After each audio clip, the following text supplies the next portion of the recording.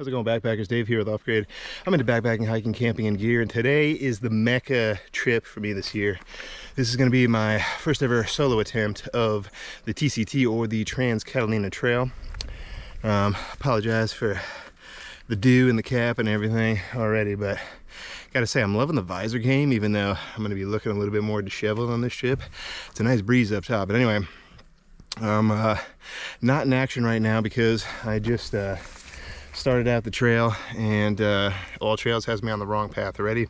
But I wanted to take a quick second to do the intro, and then I'm basically going to be heading uphill, so I'm not going to be shooting a lot for the first 3 miles.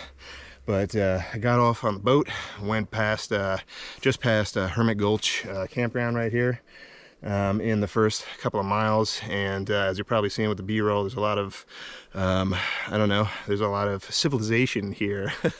So it's not incredibly off-grid like I had mentioned in my loadout video. There's not a lot of crazy off-grid stuff that we're going to be seeing on this one. Hopefully some great views, but yeah, like I said, first 2 miles is basically just getting out of port, going through town, and finally starting out on the trail. So let's head on out and see what the trail has to offer.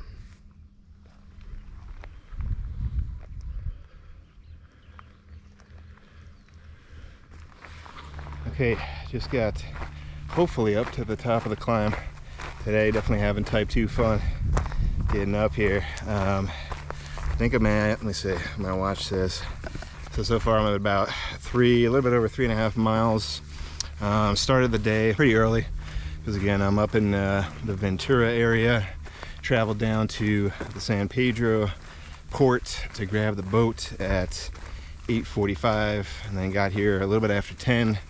Kind of, you know, got all my stuff ready and started out around 10:30. And right now it's 12 o'clock. So so far not too bad. The uphill kind of stunk, like I said. That's always going to happen. So today I'm going to break it down by each day, because again, I don't know if this is going to be it's probably definitely going to be a 2-part series, but it might be a 3-parter, I don't know. But I'm just going to break down. I think I had good success last time, just kind of like breaking down each day, so I'll do that this time.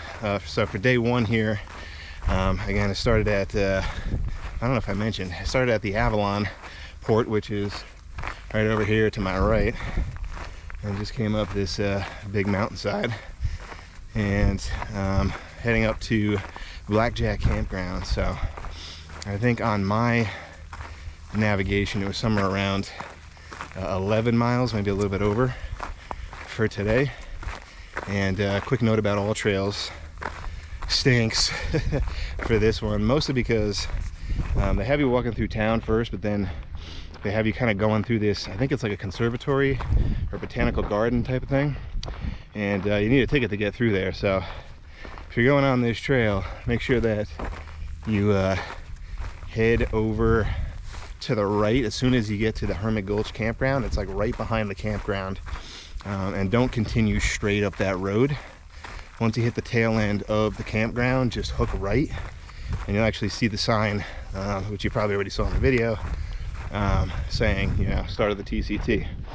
So for those of you out there who don't know, I'm not into the huge miles, so this is probably one of the closest things you're going to see for me at doing a through hike attempt. And it's not even really a legit through hike by sake of or by way of miles. This is I think the total trail is going to be somewhere around 37.5 miles. I think it might actually be a little bit longer, just based on the fact that, you know, I got to get to certain campgrounds and it might take me a little bit off the trail.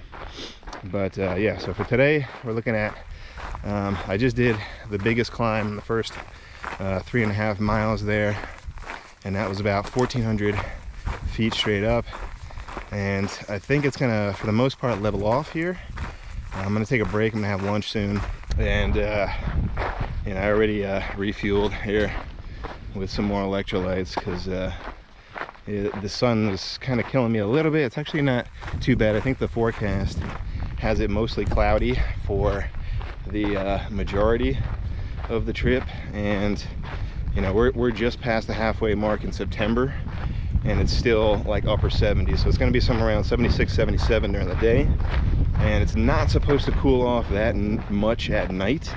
I think it's only going to be somewhere in like the low 70s, maybe upper 60s. I'll check back in the mornings and let you know how cold it gets. But again, here in SoCal, especially coastal, again, as a reminder, it's usually more wind that you have to worry about than anything else. Wasn't a lot of wind on that climb coming up. I'm feeling a little bit right now up here, which is nice. I only packed about 1.5 liters, so I'm gonna refuel. There's a spot I think up here soon. It's another challenge when you're on an island, is where do you get water? And for the most part, they're just at the campgrounds, but I think there's like a recreation area that's sort of halfway today, so I get a little bit of a reprieve, a little bit of a break today, so I'll be able to camel up a little bit and head on over to Blackjack Campground. All right, a couple other things to note. One, if you can't tell, because I might be over it by now, but coming off a cold, pretty sure it wasn't COVID, so I am not in tip-top shape, and I'm not finely tuned for this trail. I'm not like super ready for it, which isn't great that it's some of the biggest mileage that I've done to date, but I haven't really been able to train that much. I usually just go out on road runs. So that's one thing. Now the second thing is, I was hoping to charge my phone in the car because I had the navigation up, but turns out I only had about 60% on my phone, so rookie mistake there, not being able to get it to 100. I tried, but didn't really work out, and I only brought a 10,000 milliamp here for 3 nights and 4 days, so we'll see how that goes. One thing that I don't really have to worry about though is I didn't bring my satellite device, because this one's a little more bougie, and I think I'm gonna have cell coverage for a large portion of it, so hopefully that'll help a little bit.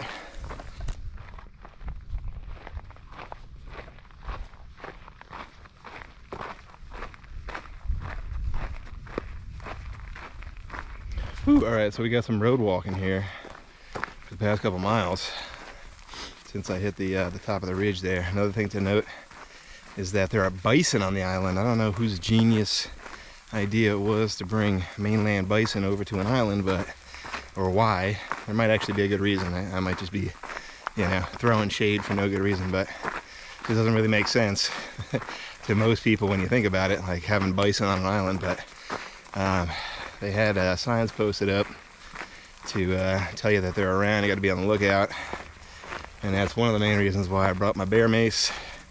I don't even know if that would actually do anything against them. Probably not, but just brought it anyway. Not really worried about bears. No bears on the island, but there might also be some island foxes like there were in my trip to the Channel Islands. But I think each island has a somewhat different species. So it'd be cool if I could see some wildlife here at a distance, of course, and not up close and personal. That would be really cool.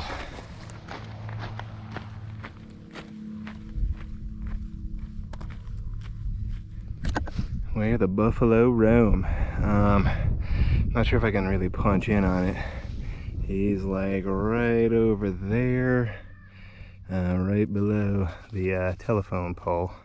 Let me see if I can insert a picture here, or a couple of different pictures. I caught him on the other side as well at a further distance. But first buffalo, woo!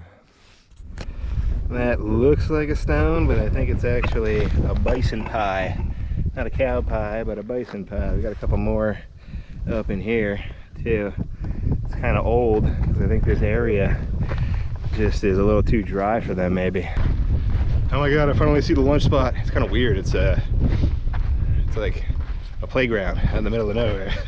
This is what I'm talking about. Kind of weird, but it's definitely popular with the families and tour guides. Apparently, I just saw an ATV tour that kind of just came through on this road, like back here, and it's definitely not a secluded spot. Let's put it that way. However, I haven't really seen a crazy amount of people on the trail so far. I thought I was going to see a lot more, and I haven't yet. But let's go set up and have a quick lunch over here in the shade I see the water spout, so let's get it. Not a bad little section over here. I was gonna end up putting my chair out, but it just seemed like too much work. We got some decent picnic tables and some pros around, but I'm sure what's on the menu for lunch. Got Maria and Ricardo's keto, gluten-free tortillas, and I'm gonna go with my meal bag here. Show you kind of what's in it for lunch here. And I've got my pitos and some sausage links. This is for later. I'm gonna have like a snack, like on the back 5, the back 9, as they say, and some pistachios. But what else for lunch? I got 2 things of the tuna packets with a couple of packets of just some mayo, and then I'm gonna fuel up for lunch, and then also whatever remains on the trail with some MTC oil. This is not cocaine. This is like a chocolate drink, like MCT oil, and some protein in here, so that'll help me refuel. And then I also have a Monk Pack keto nut bar, which isn't completely melted, so that's good news. And I think that's it. I'm gonna mix in with the chocolate powder. I've got some of these left. It's a coconut cloud creamer. Works actually really well paired with the chocolate drink there. So that's it. Actually, let me just tell you what I'm gonna have for dinner right now. Anyway, you might see it on camera later, but I've got Next Mile Meals buffalo style chicken and ranch. Shout out to Huck Outdoors. I've been highly anticipating this one, probably more so than any other freeze-dried meal, so really trying to see how that ends up tasting. And then for dessert tonight, I've got a Quest chocolate cake cookie. I normally dislike a lot of the Quest products, but this one actually isn't bad. If you think of it more like a cake pop rather than a cookie, then it's actually pretty decent. And then I've got 4 of the Catalina Crunch cookies. That'll be good for dessert tonight. All right, quick shout out to my buddy Calman over at Everyday Backpacker. Check out his channel. His pro tip of basically flipping your spoon over and using this more narrow end to get into the corners of the tuna packets. Genius, buddy.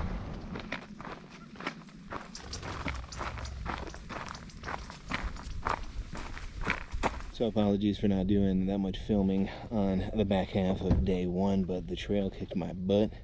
The trek out to the lunch stop really wasn't that bad, but the last 5 to 5.5 miles was a lot of up and down, a lot of changes in elevation, and it was one of the toughest hiking days that I can remember on the trail. But I'm at camp now. I'm at Blackjack Campground, and the sun just keeps setting a little bit earlier and earlier every single day.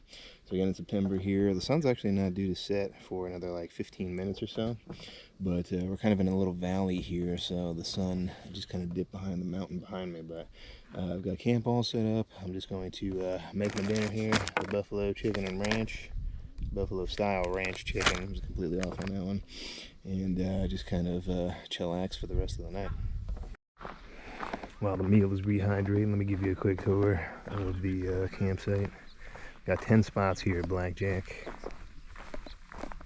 And way up there, let's see if I can insert a picture too. We got a bison here at camp. If that guy wanted to go postal, there's nothing we can do about it.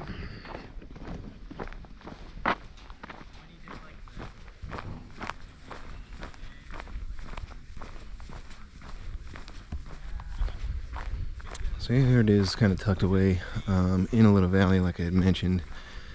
Super beige, like I said, not really off-grid. We got a shower over on that side, which I used, which was glorious, and some bathrooms. But I promise the next 2 should be pretty beautiful. I think it's going to be closer to the ocean on that one. So can't wait to get to the next campground.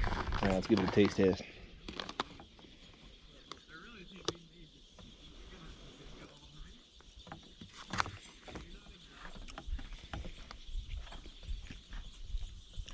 Crazy tasty. I think Next Mile is really good at just the overall blend of spices that they use. It says buffalo, but I think it's got some like chilies or something else to, or peppers to kind of like kick it up a notch. So there's definitely some kick to it, but really good. I think I'm just gonna cap it off with some snacks and probably a little bit of hot cocoa. It seems to be my drink of choice at night now when I'm out camping, so I really enjoy that. But anyway, I'm gonna finish my meal here and try not to get trampled by this bison over on the backside. I think I'm actually gonna sign off on night one or day one here. But what else to recap? The thermodrop is already reading about 58 degrees, which is a lot cooler than what I had stated earlier. So, I mean, obviously local temps can dip down, but I didn't pack my super heavy gear. I actually ended up packing some of my really lightweight summer gear. So hopefully that'll make it throughout the night. These birds are going insane right now. Anyway, that's it for day one, and I'll see you tomorrow morning. TCT, baby, yeah, you like that?